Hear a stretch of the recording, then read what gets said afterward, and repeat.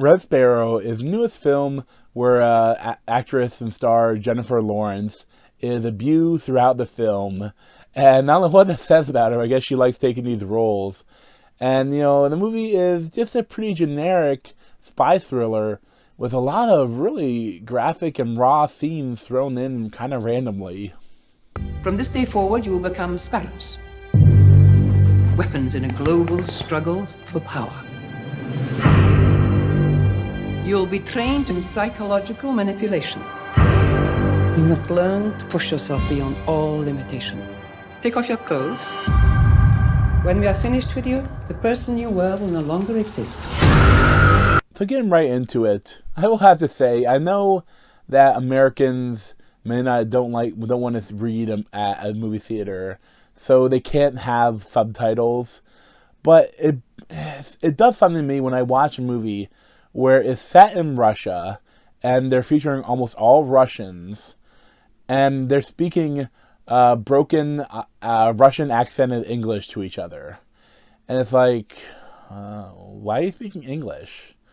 And I know that's because you don't want to have subtitles, but there's like 2 Russian lines in this whole movie, and it's weird. Like, I mean, they're Russians. Like, why wouldn't they speak Russian? At least a little bit of the film. Like, at least have a couple scenes in Russian. But, obviously most of the actors aren't Russian. So, I mean, it's easier for them to go to dialect coach and give them a bad Russian accent than it is for them to actually speak Russian. But it bothers me. Like, it breaks me out of the film. It breaks my immersion when they have these characters all speaking English. And especially when they're trying to be a really serious, like, spy thriller. And, like, they're all just speaking English, and it's weird. Especially because they could do something to work around that. Like, they could, when a big part of this movie is, she's a Sparrow, she goes to Sparrow school, and learns to become a spy that uses her body and her sex as a weapon. And you could have said, okay, you're going to probably be working with English people, so we're going to speak English the whole time we're here. And bam, then it's fine. It works. But the fact that they're all just speaking English randomly is just annoying to me. And maybe it won't bother other people, but it kind of bothered me. So at the start of the film, Jennifer Lawrence is a ballerina, and it's kind of a cool scene. But like, she's injured, and afterwards, like, her mother they're going to take away the doctor, and they're going to take away their apartment because it's all linked to the ballerina, and she can't do it because her leg is broken and it's been fixed, but she can't do all the ballerina shit. So she has to, her uncle is part of the government for Russia spy agencies, so it gets him to, give her a job doing something, and it turns out they murder some politician. And now they should either be killed or should become a Sparrow. And right off the bat, like, she gets raped. And it's like, and then people try to rape her multiple times throughout the film. And it's a lot of, like, the sexual stuff. Like, she has to get naked and spread her legs on the table and try to get a person that raped her. Well, why not try to have sex with me now? Oh, you can't because you crave the power. And it's just, I don't know. And some of the stuff is tough to watch, but also, like, I don't see how it serves the film, because once you get past the Sparrow School, which is a pretty large portion of the movie, and actually, it's kind of some of the best parts of the movie, because even though it's tough to watch, you've never really seen anything like this in the movie, and it's interesting. But once they get past the school part, it really doesn't serve any purpose. Because even, like, once this actual spy story starts, she really doesn't use her sex. She doesn't really use the stuff that they're trying to teach her that much. I mean, other than put on a sexy bathing suit and walk past the guy, it's not really that much that it uses with it. So, I mean, they could have just had, like, a montage of her going to sex school or something, or like they could have done flashbacks, because the movie feels long at times. It feels really long, and it is long. It's like 2 hours and 20 minutes, but it feels even longer than that, and it drags at times. Like, it really drags. Because that, if they'd intermixed some of the scenes, maybe it would have been more entertaining.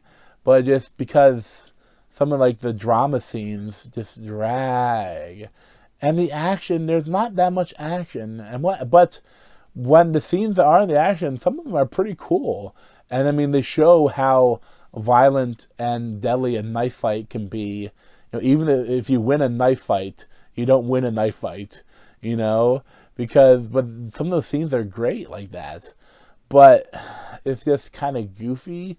Like, it's slow, and, like, you almost want to fall asleep at some points just because nothing's going on. And then you get a cool scene. But I think it would have been edited better, directed better. I really think you could have cut out a lot of this movie. You definitely could have brought it under 2 hours. Because there are a lot of scenes that they don't really need. And really thinking about it, I try to think of what she learned at the school that she used at any point in the film. And that would require that whole school thing to be part of the movie. And there's really only one thing. And that's this powder that they use that they can use to track people. Like, that takes them apart towards the end when the shenanigans happen and there's plot twists and stuff's going on. And, the actual spy stuff is fine. It's a pretty generic spy fare. I mean, I liked it, but there wasn't anything that original. Like, I almost wish there was maybe almost more of the school or more of the stuff, that sex angle. But once they get to it, it's just a generic spy thriller. Jennifer Lawrence is really good in this role. Although, again, like, her Russian accent, it is kind of goofy. But, it is what it is. And I know a lot of the actors' Russian accents are hit or miss. Especially Jeremy Irons. But, it's fine. And, Joel Edgerton is fine as the American spy. And, it's all just fine. Like, it's not a bad movie. It's just not that much there. I'd probably give like a 7 out of 10, maybe like a 6.75. I mean, if you like spy thrillers, you may like this, but then if you don't like graphic scenes of violence and like unwanted sex, like the actual sex scene between like the actual consensual sex scene is definitely not near as graphic as some of the non-consensual sex scenes. It's kind of odd. But, I mean, if you don't like that sort of stuff, you may be really turned off by a film. Because it can be incredibly brutal at times. And at times, they almost feel like a different movie from the actual main spy movie. But, I wouldn't highly recommend it. But, I mean, if you like Jennifer Lawrence, you like spies, you might like this movie. But, thanks for watching. Check out other video playlists from my head or subscribe to me over here. Thanks.